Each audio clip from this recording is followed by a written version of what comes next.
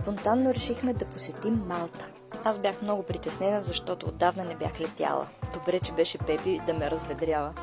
И уж тък му тръгнахме и после ни върнаха.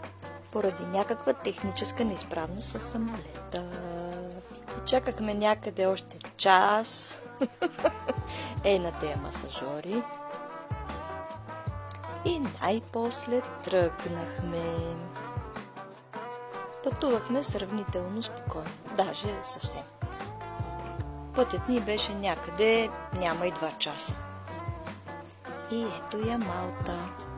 Много се вълнувам и нямам търпение да я разгледаме следващите 5 дена.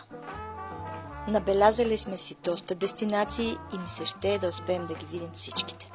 Таксито до нашия хотел в Мелиха излезе някъде около 60 лева. Дясното движение е малко объркващо, но се свика.